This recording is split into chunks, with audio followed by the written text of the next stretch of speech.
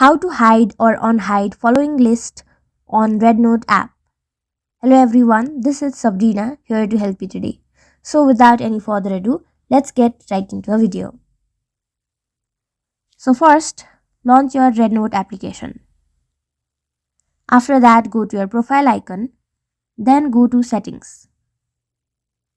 After that, go to privacy settings.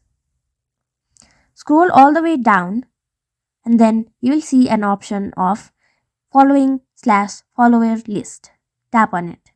Now in order to hide or unhide following list, simply toggle this hide my following list option for hiding your following list.